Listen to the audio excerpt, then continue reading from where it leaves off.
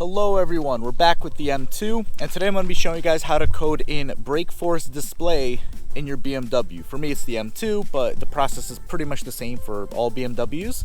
Now if you don't know what brake force display, it's basically when your lights flash when you brake really hard, kind of like this.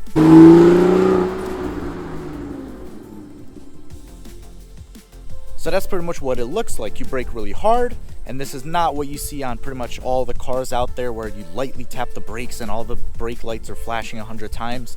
No, the intent is that you press the brakes really hard on real hard emergency braking and the lights flash and then they go full solid. So I'm going to be showing you guys how to do that inside your BMW. Now what you may not know is in Europe, this feature should be on in most cases by default. It's actually a safety feature that is primarily used in Europe. In America, we don't really use it, but it does actually have brake force display already active, which most of you probably don't really realize that. Now the brake force display that your car may already have active is one that you may see occasionally, but essentially when you brake really hard, which is the intent, there's actually a secondary set of lights that will light up solid, and they're a lot brighter. So they're the same lights that are used for fog lights. So if you ever follow behind, a bright set of lights in the rain, and they're not the normal tail lights, they're the bright fog lights, that's the set of lights on this car that'll actually illuminate when you do that hard braking. Now that is typically on by default, it's just most people don't really realize it. It's also the same for Mini Cooper, which is essentially under the hood, same thing as BMW. It is also a feature, bugs everywhere. It is also a feature that is on there. And that looks like this.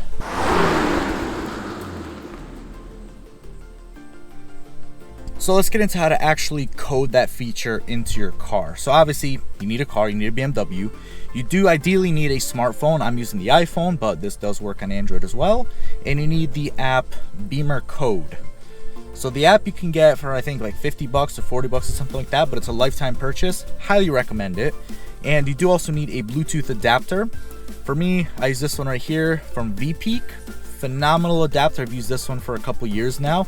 Link is in the description if you want to pick one of these up. Fantastic. You do need an adapter for this. First thing that we're going to do, we're going to start the car.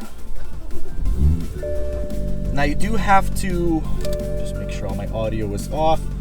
Now you do have to have the car on. The engine itself doesn't have to be on, but I do recommend it being on just for the purpose of saving battery and just making sure your battery doesn't die. Now your adapter, you're going to plug down here. There's a little port. Let me get that plugged in. There we go. That's all set. So next we're going to move on to the phone. I'm going to be showing you via screen share what to do on the iPhone to pretty much get this feature coded in. All right, so here we go. We're screen sharing. We're connecting BimmerCode. Do you want to update? No, I'll update that later at home. Connect, select your adapter. For me, it's the VPeak adapter. And we're going to connect to the M2. Now they have changed some of the things in this app from back when I first did it on my M2 40i. So back in the day when you tried to code things, a lot of things you had to find like line by line, but now a lot of the codes have been kind of combined into one via kind of the app. The codes are still the same, you can still find them. It's just now it's a little bit easier in that you only select like brake force display function, turn on, and like that's pretty much it. Whereas before you had to select the left light, right light, and everything was just a little bit more complicated. So let me wait for this to identify the control units, basically boot up the app and read the car. So be right back. All right, now that we're in here, we're going to scroll down, I believe, and I'm winging this part because I don't fully remember where they moved everything, but I'm 90% sure. Rear electronic module. So now that we're in here, we're going to basically see them as the first two functions at the very top. Brake force display lights, which I already did this, but we're going to set to brake lights. So that's going to ensure that the actual brake lights are the ones that are flashing. And brake force display frequency, this is basically how many times do you want the light to flash, 3 or 5.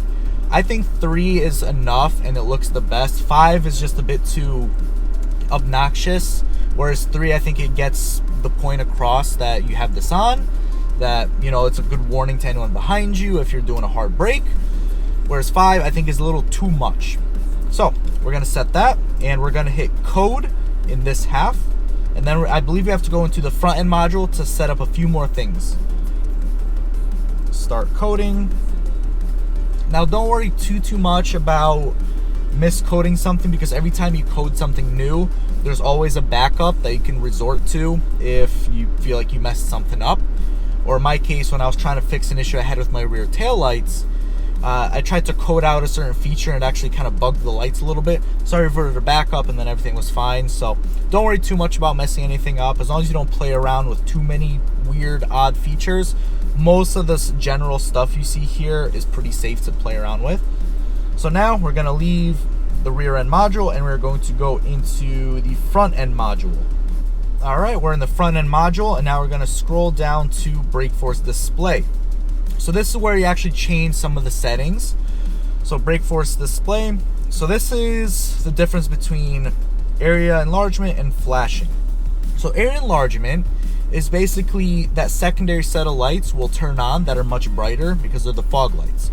So that'll turn on. We're going to set it to flashing, so it'll make the brake lights actually flash. Next, brake force display activation speed. So back when I was doing this on my M240i, there's a lot of misinformation as to what this actually means. Because here's the two thought processes. One is you have to brake pretty much from whatever speed is, let's say 100 kilometers an hour. You have to brake down to this speed in order for the brake force display to activate. That is not true.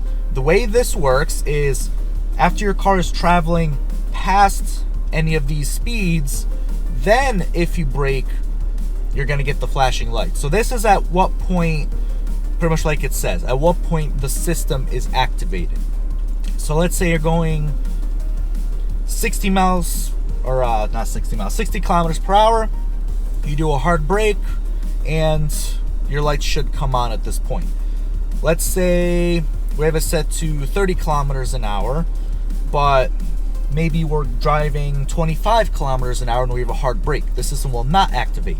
So essentially, if you want it to activate more often, set it to the lowest one. If you want it to activate very rarely, you're gonna set it to 50 kilometers. So 50 kilometers is about 35 miles an hour. Generally you're not gonna have it flag too often at these speeds, just because realistically in day-to-day driving, you're probably not gonna be slamming your brakes when you're going 10 miles an hour. It just probably isn't really gonna happen. But more often, less often. Next, brake force display activation force. This is essentially how hard you have to brake in order for them to activate. Weak braking, medium braking, hard braking. I'm gonna leave it on weak so they flash more often, just because I think it looks really cool, and why not? It's an extra safety feature on top of your normal brakes. Why not leave it on, right? But if you don't want to be too obnoxious with it, you can set it to medium or hard braking. And once that is all set, that should be everything here. So we're gonna hit code again. And then once this codes, I'm gonna do a run, because obviously I can't see the back of my car. So I'm gonna set up my camera, pretty much do a drive-by, hard brake, just like I did before, showing the solid braking. And we're gonna see what happens. So right now it's just doing all the resets on the dash. All right, coded successfully. So now let's pretty much set up a camera and see what we got. So we're all set with BimmerCode. There's nothing else we need to do on BimmerCode, and that is really it, guys. So let me set up the camera, do a few drive-bys, and show you brake force display.